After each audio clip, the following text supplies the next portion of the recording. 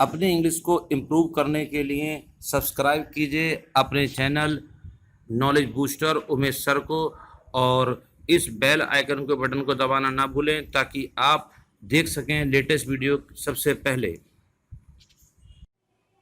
Welcome friends in my dear student, स्वागत है आपका आपके अपने channel knowledge booster Umesh sir में। और मित्रों, आज हम सीखने वाले हैं इस वीडियो लेक्चर के द्वारा सिंथेसिस की सिंपल सेंटेंस बनाने की सीरीज में number 3 rule, phrase in apposition. तो मित्रों, ये जानना बहुत जरूरी है कि फ्रेज इन एपोजिशन होती क्या है और कब लगाई जाती है। तो जब हम ये जानना चाहते हैं कब लगाई जाती है, तो इसी में छिपा है कि ये होती क्या है। तो पहले ही जानते हैं कि फ्रेज इन एपोजिशन कब प्रयोग होती है, यानी फ्रेज इन एपोजिशन प्रयोग कब होती है। तो मित्रों, अगर वाक्य में दिए गए किसी व्यक्ति या वस्तु की विशेषता या विस्तार किसी शब्द के समूह के द्वारा, यानी एक से ज़्यादा शब्दों के समूह के द्वारा उसकी विशेषता या विस्तार बताई जाए, तो उस शब्द समूह को हम फ्रेज कहते हैं। और उस फ्रेज को उस नाउन, जो हमारा सब्जेक्ट भी हो सकता है और ऑब्जेक्ट भी हो सकता है, उसके पास में रख देना, वो कहलाता है फ्रेज इन एपोजिशन। यानी जो हमारा शीर्षक है फ्रेज इन एपोजिशन, ये बना ही इसके नाम के और काम के वजह से है। फ्रेज शब्दों का वह समूह, ठीक है, जो किसी की विशेषता बताने का काम करे, विस्तार बताने का काम करे। और जब हम उस फ्रेज को उस नाउन के जो सब्जेक्ट या ऑब्जेक्ट हो सकता है उसके पास कॉमा लगाकर लिख देते हैं, तो वह कहलाता फ्रेज इन एपोजिशन। देखिए, मैंने कुछ यहाँ पर आपके नोट्स को मेंटेन करने के लिए कुछ लिख दिया है। क्या जब एक वाक्य में आए हुए व्यक्ति अथवा वस्तु, जिसे हम नाउन के बारे में कह रहे हैं, उसकी विशेषता या विस्तार बताने के लिए एक से अधिक शब्दों का प्रयोग किया जाता है, तो इस विधि को हम क्या कहते हैं, फ्रेज इन एपोजिशन। और वो जो शब्द समूह है उसे हम कहते हैं फ्रेज। लेकिन मित्रों, फ्रेज के लिए भी 3 बातों का जानना बहुत महत्वपूर्ण है। पहली क्या कि फ्रेज में उन विशेषता बताए जाने वाले सभी शब्दों का प्रयोग किया जाना चाहिए जो विशेषता बताने के लिए उपयोगी है।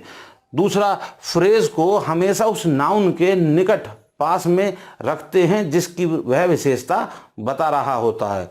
नंबर 3, फ्रेज को हमेशा कॉमा लगाकर, मान लीजिए फ्रेज किसी नाउन यानी सब्जेक्ट की विशेषता बता रहा है तो डबल कॉमा के बाद, और अगर किसी ऑब्जेक्ट की विशेषता बता रहा है तो पहले कॉमा और लास्ट में फुल स्टॉप लगाते हैं। लेकिन मित्रों, अगर आप हमारे चैनल पर नए हैं तो मेरा निवेदन है कि आगे बढ़ने से पहले आप हमारे इस चैनल को सब्सक्राइब कर लें और साइड में दिए हुए घंटी के बटन को भी दबा दें, ताकि मेरे द्वारा अपलोड की गई सारी वीडियो आपको समय पर मिलती रहे और आप घर पर ही निःशुल्क इंग्लिश को सीखने में सहायक हो सके।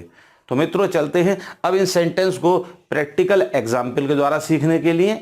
उम्मीद करता हूं आपने नोट कर लिए होंगे, और नहीं किए हैं तो आप स्क्रीनशॉट ले सकते हैं। तो देखिए बेटा, मैंने यहाँ पर कुछ सेंटेंस आपको समझाने के लिए लिखे हैं और मैंने समझाकर बताऊंगा, और कोशिश कीजिएगा जैसे मैं बताऊं वैसे ही आप भी बनाने का अभ्यास कीजिएगा।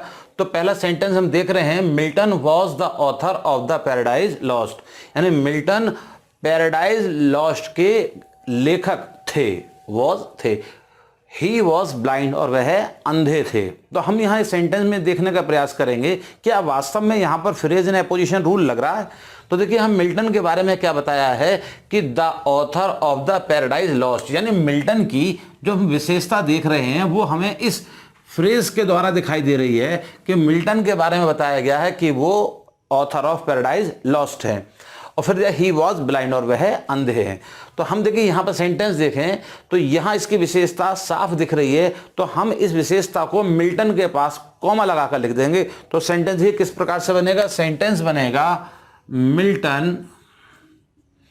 अब मिल्टन की जो विशेषता है वो कॉमा लगाकर, यहां हमने कॉमा लगाया और इस वर्ब को छोड़ दिया, क्या बची, the author of the paradise lost. ठीक, क्योंकि मित्रों ये किताब का नाम है इसीलिए एल बड़ा बनना चाहिए, पैराडाइज लॉस्ट। और इसकी विशेषता के बाद ये हमने फिर दोबारा कॉमा लगाया, क्योंकि सब्जेक्ट की विशेषता बताई गई है इसीलिए 2 कॉमा के बीच लिखी जाएगी। और फिर उसके बाद दूसरे सेंटेंस में ये जो प्रोनाउन प्रयोग किया गया था इसको हम छोड़ देंगे, वॉज ब्लाइंड। यानी अब हमारा सेंटेंस बन गया मिल्टन। और मिल्टन की क्या विशेषता, the author of the paradise lost, यानी कि पैराडाइज लॉस्ट के लेखक वॉज ब्लाइंड, अंधे थे। इसी प्रकार से दूसरा सेंटेंस देखते हैं। Shakespeare wrote Julius Caesar, Shakespeare ने जूलियस सीजर पुस्तक को लिखा। He was a great dramatist, वे एक महान नाटककार थे। तो हम देख रहे हैं कि शेक्सपियर की विशेषता दूसरे वाक्य में दी है, क्या, अ ग्रेट ड्रामेटिस्ट, एक महान नाटककार। तो इस विशेषता को हम कॉमा लगाकर शेक्सपियर के पास लिखेंगे। शेक्सपियर कॉमा, और कॉमा लगाकर इनकी विशेषता क्या, ए ग्रेट ड्रामेटिस्ट, और फिर कॉमा लगाएंगे क्योंकि यहां सब्जेक्ट की विशेषता बताई गई है, तो डबल कॉमे में लिखा जाएगा। और उसके बाद जो वर्ब हमारा पहले सेंटेंस में था, रोट जूलियस सीजर,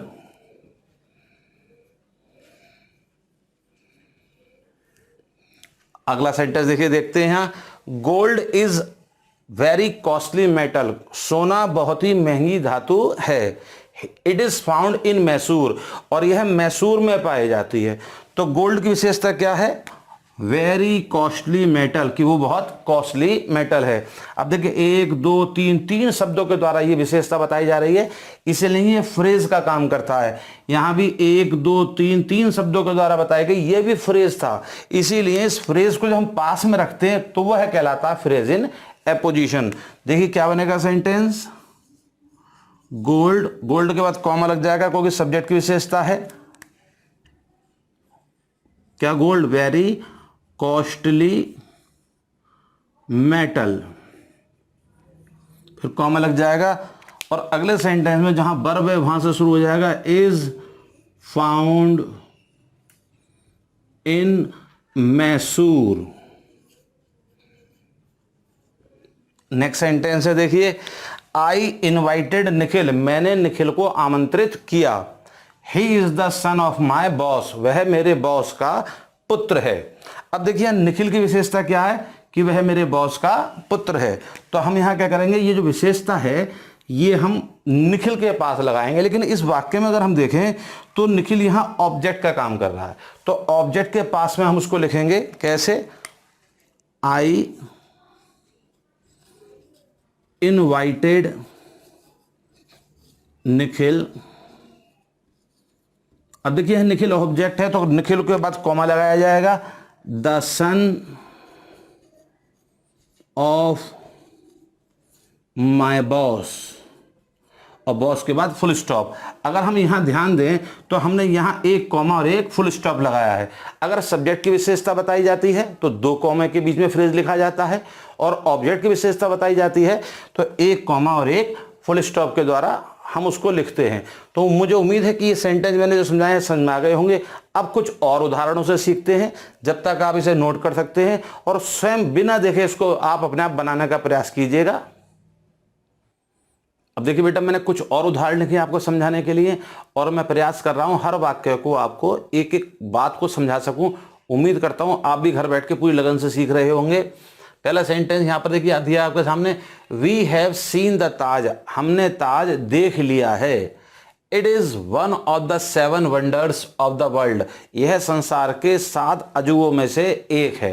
तो हम किसके बारे में बात कर रहे हैं, अपने बारे में या ताज के बारे में? हमने यहां बात की ताज के बारे में, और ताज के बारे में हमने क्या बताया, one of the 7 wonders of the world. ये ताज की विशेषता यानी ऑब्जेक्ट की विशेषता।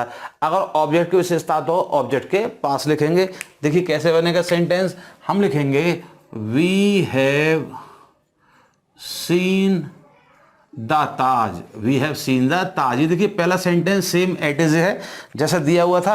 अब हम इसके बाद कॉमा लगाएंगे, और ताज की जो विशेषता है क्या, one of the 7 wonders, 7 wonders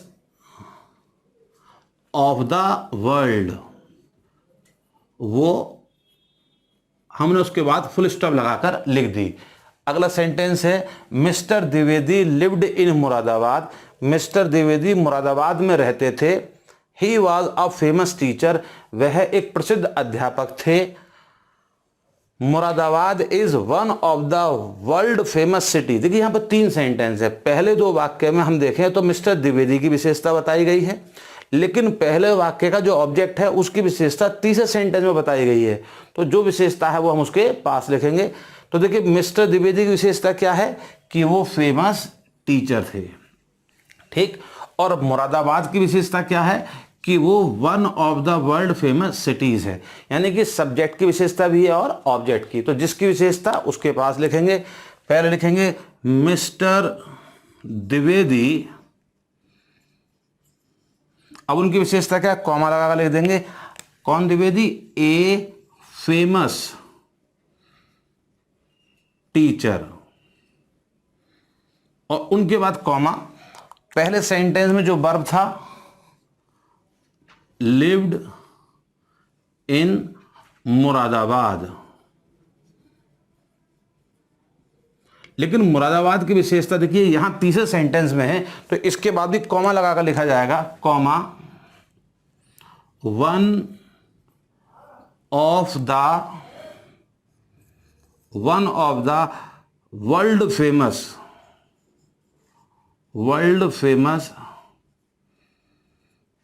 cities. अब हम यहां देख रहे हैं द्विवेदी जी की विशेषता अ फेमस टीचर, और मुरादाबाद की विशेषता one of the world famous cities. तो देखिए यहां पर दोनों की विशेषता आ चुकी है। अब इस सेंटेंस में हम देखते हैं कोलंबस डिस्कवर्ड अमेरिका। कोलंबस ने अमेरिका की खोज की। ही वॉज एन इटालियन, वह एक इटालियन था। तो देखिए यहाँ कोलंबस की विशेषता क्या दे रखी है। 2 प्रकार से मित्रों यहां बनाया जा सकता है इसे, कोलंबस। और कोलंबस की एक विशेषता तो यह है कि वो इटालियन था, है ना। तो यहां comma an Italian, comma discovered America. लेकिन इसका दूसरा तरीका बनाने का जो काफी अच्छा है और चलन में भी है, तो कैसे लिखेंगे,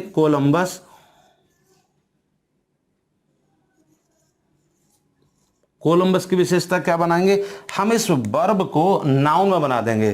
द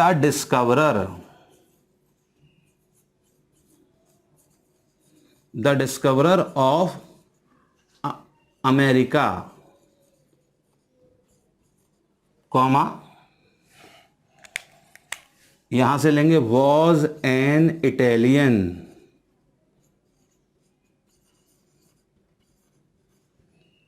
तो उम्मीद करता हूं मित्रों मेरे द्वारा समझाए गए ये एग्जाम्पल आपको भली भांति समझ में आ गए होंगे।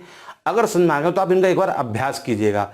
आपके अभ्यास और करने के लिए मैंने एक छोटी सी एक्सरसाइज दी है जो आपको अपने बोर्ड पर आप दिखाई दे रही होगी। आप इसको नोट कर कर बनाने का अभ्यास कीजिएगा, और कोई दिक्कत हो तो कमेंट बॉक्स में मुझे बताइएगा। मुझे उम्मीद है कि मेरे द्वारा सेंटेंस जो समझाए गए वो आपको अच्छे लगे होंगे, समझ भी आए होंगे, वीडियो आपके लिए लाभदायक होगी। तो इसके लिए इसको एक छोटा सा लाइक जरूर कीजिएगा, और इस वीडियो को ज़्यादा से ज़्यादा शेयर कीजिए उन सभी लोगों तक जिनके लिए ये उपयोगी है। अगर आप हमारे चैनल पर नए हैं तो इसे सब्सक्राइब करना ना भूलें। साइड में दी हुई बेल के बटन को भी दबाकर सारी नोटिफिकेशन समय से प्राप्त करते रहें। यहाँ तक वीडियो देखने के लिए आपका बहुत बहुत धन्यवाद। अपना विशेष ध्यान रखिएगा। मिलते हैं अब अपनी अगली वीडियो में। धन्यवाद।